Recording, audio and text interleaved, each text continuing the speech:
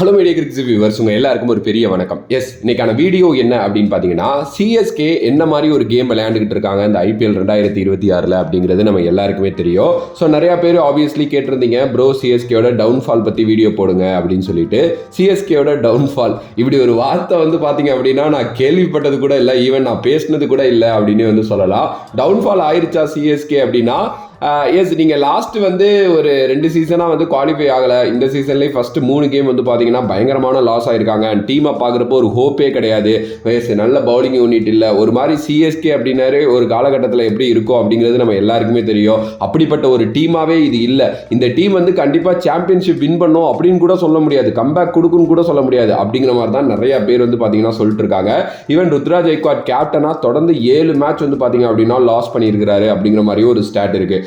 சிஎஸ்கேயோட downfall start ஆயிருச்சா, இதுக்கப்புறம் CSK என்ன பண்ணோம்? ஏன்னா இப்போ நீங்கள் மும்பையே 5 கப்பு வச்சிருக்காங்க, ஆனால் லாஸ்ட் 5 வருஷத்தில் அவங்க ஒரு கப்பு கூட அடிக்கல. அந்த மாதிரி சிஎஸ்கே பார்த்தீங்க அப்படின்னா தள்ளப்படுமா? ஒரு காலத்தில் இந்த ஐபிஎல்லையே கட்டி ஆண்ட 2 மிகப்பெரிய விஷயங்கள் சிஎஸ்கே மும்பை இப்போ பயங்கரமாக அடி வாங்கிட்டு இருக்கிறது எப்படி இருக்கோ.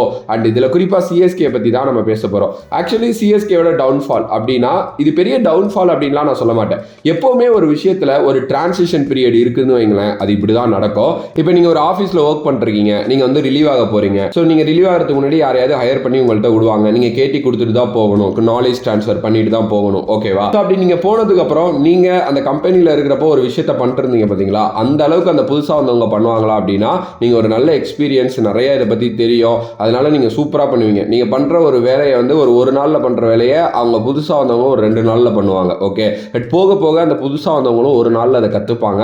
ஸோ இதுதான் பார்த்தீங்கன்னா இந்த டிரான்சிஷன் பீரியட். இது நான் சும்மா எக்ஸாம்பிளுக்காக சொல்கிறேன். இதுதான் இந்த கிரிக்கெட்டில் இப்போ நடக்குது அப்படின்னு நான் சொல்லலாம். எம்எஸ் தோனி மாதிரி ஒரு மிகப்பெரிய ஒரு சரித்திரம் அவர், ஓகே? அவர் ஒரு லெஜெண்ட். அவர் கட்டி ஆண்ட சிஎஸ்கே. அவரோட இன்புட்ஸ் நிறையா இருக்கும். ஒரு டீம் எடுக்கிறதுலேருந்து, ஒரு பிளேயர் எடுக்கிறதுலேருந்து, ஒரு பிளேயரை எப்படி பெர்ஃபார்ம் பண்ண வைக்கிறது, ஆன் த ஃபீல்டு என்னென்ன இன்புட்ஸ் கொடுக்கலாம் அப்படின்னு சொல்லிட்டு எம்எஸ் தோனி கொடுக்குற அந்த ஒரு மிகப்பெரிய விஷயம் இப்போ அங்கே இல்லை. இப்போ ருத்ராஜ் ஜெய்க்வாட் ரீசெண்டாக அபினவ் முகுந்தோட ஒரு பாட்காஸ்ட் பண்ணியிருந்தார். அந்த பாட்காஸ்ட்டில் அவர் ரொம்ப தெளிவாக சொல்லிட்டார், எம்எஸ் தோனி டீம் எடுக்கிறதுல கூட பார்த்தீங்கன்னா தலையிடுறது இல்லை அப்படின்ட்டு. ஸோ இது முழுக்க ஸ்டீஃபன் ஃப்ளமிங் அண்ட் ருத்ராஜ் ஜெய்க்வாட்டோட டீம், ஓகே? ஸோ நம்ம சிஎஸ்கே எப்படி தோனி கிட்ட இருந்த மாதிரி எக்ஸ்பெக்ட் பண்ணமோ அந்த மாதிரி இப்போ ருத்ராஜ் ஜெய்க்வாட் கிட்ட எக்ஸ்பெக்டே பண்ண முடியாது. ஏன்னா தோனி வேற, ருத்ராஜ் ஜெய்க்வாட் வேற. தோனியோட கேப்டன்சி, தோனியோட kind of players mind set எல்லாமே வேற.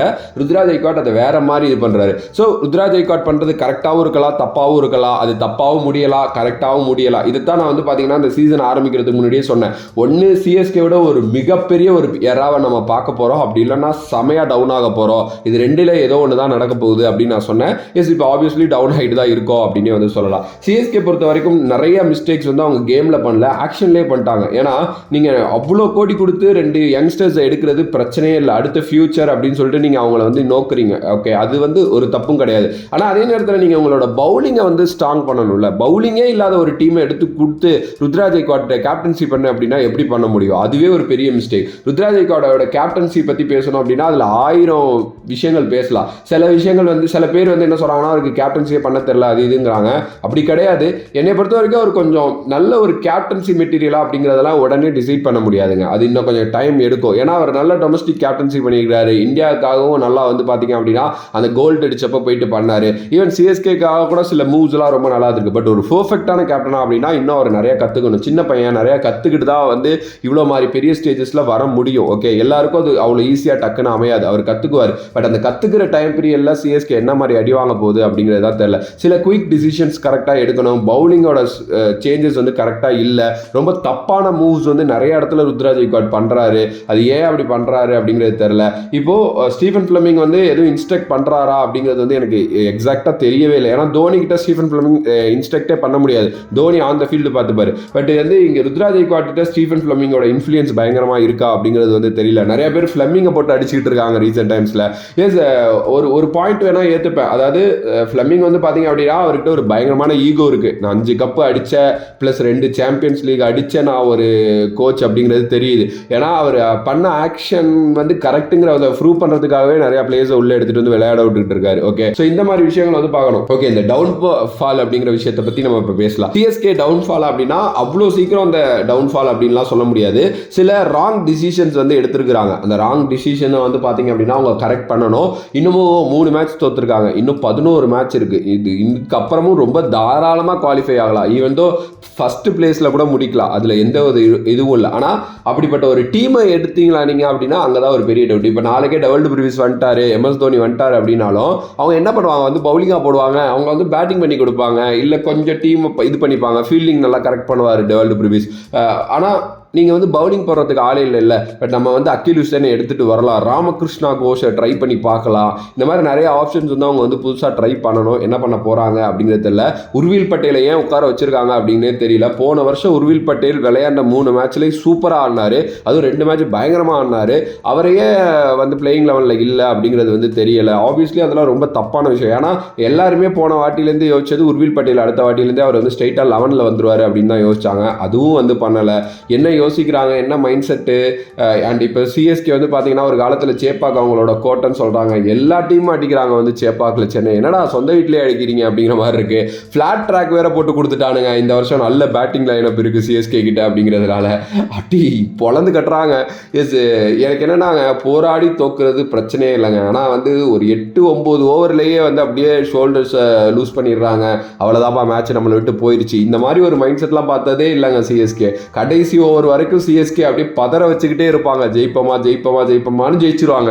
அந்த மாதிரி ஒரு டீமாக இருந்துட்டு அது ஒரு மேட்சோட 10வது ஓவர்லேயே தெரிஞ்சிருது இந்த மேட்ச் சிஎஸ்கே தோற்றுருவாங்க அப்படின்னு சொல்லிட்டு வந்து என்னால் இதுவே பண்ண முடியல. பட் நிறைய பேர் சஞ்சு சாம்சனை வேற திட்டுறீங்க, டேய் அமைதியாக இருங்கடா. கிரிக்கெட்டுங்கிறது வந்து அப்படியே போன வேகத்துக்கு அடிச்சு 100 100 100 100 100 அப்படிலாம் அடிக்கிறது இல்லை. ஓகே, சஞ்சு வந்து ஒரு பொட்டன்ஷியல் இருக்கிற பிளேயரா அப்படின்னு கேட்டால் ஆமாம், பொட்டன்ஷியல் இருக்கிற பிளேயர். அந்த பொட்டன்ஷியல் இருக்கிற பிளேயர் கரெக்டாக ஸ்ட்ரைக் ஆவார். அவர்கிட்ட இருக்கிற எக்ஸ்பீரியன்ஸ் கரெக்டாக அவருக்கு வந்து அதை ஹெல்ப் பண்ணும். ஏன் வேர்ல்டு கப் மாதிரி ஒரு இடத்துல இருந்து அவர் எப்படி ஒரு ஃபார்மை காட்டி அந்த 3 மேட்ச் விளாண்டுட்டு வந்தாருங்கிறது தெரியும். அவரை வச்சு மீம்ஸ் போடுறது, இது பண்ணுறது, அது பண்ணுறது, இதெல்லாம் ரொம்ப தப்பான விஷயம். வர வர என்னன்னா, ஒரு டைமில் வந்து இந்த RCB CSK, மும்பை CSK இப்படி இருந்துச்சு. இப்போ மும்பை CSKன்னு ஒன்று இல்லவே இல்லை, RCB CSKவாக மாறிடுச்சு. RCB ஃபேன்ஸ் வந்து கலாய்க்கிறாங்க. அவங்க கலாய்ச்சா பரவாயில்ல, சென்னை சூப்பர் கிங்ஸ் ஃபேன்ஸே சேட்டாவை போட்டு இந்த அடி அடிக்கிறீங்களே, ஏன்டா இப்படி பண்ணுறீங்க? வெயிட் பண்ணுங்க. Time heals every thing. Okay, so வந்து ஆப்வியஸ்லி அவர் நல்லா ஃபயர் ஆகணும் தான். அவர் அதுக்கு தான் ட்ரை பண்ணுறாரு. அவரோட கேம் பிளேயே அதுதான், அப்படி தான் இருக்குது. பட் அங்கங்கே இருக்கும் தான். 14 கேமுமே எல்லாம் பக்கா விளையாட முடியாது மக்களே, விளையாடுவாங்க. ஓகே, நான் வந்து ஃபர்ஸ்ட்லேயே சொல்கிறேங்க, சஞ்சு வந்து ஒரு 5-6 கேம் அடிச்சு கொடுப்பாரு, கண்டிப்பாக அடிச்சு கொடுப்பாரு. 5-6 கேம் வின்னிங் நோட்டில் அடிச்சு கொடுப்பாரு. அந்த கேம்ஸ் வந்து ஜெயிச்சிட்டாலே போதும். இன்னும் ஒரு சில மேட்சஸ் வந்து வேறு யாராவது நல்லா இது பண்ணி ஜெயிச்சாங்கனாலே போதும். உடனே அவர் மேலே இருக்கிற வன்மத்தை இறக்கிறீங்க, அப்படி அதெல்லாம் பண்ணாதீங்க. அண்ட் ருத்ரா ஜெய்க்வாட் கேப்டனாக கொஞ்சம் ப்ரெஷர் ஆகுறாரு. மேபி வந்து பார்த்தீங்கன்னா அதை கொஞ்சம் வந்து அவர் இது பண்ணிட்டாரு அப்படின்னா நல்லாயிருக்கும். வெயிட் பண்ணுவோம். அண்ட் உங்களோட கருத்து இதை பற்றி என்ன அப்படின்னு சொல்லிட்டு மறக்காம கமெண்ட் பாக்ஸில் கமெண்ட் பண்ணுங்கள். If you like video please like, share and subscribe to நம்மளோட கிரிக்ஸிப் சேனல். வேற ஒரு வீடியோவில் வேற ஒரு கான்செப்ட் வந்து உங்களுக்கு சந்திக்கிறேன். அண்ட் தென் பாஃபம்ஸ் VJ Mani. Love you all, stay safe மக்களே.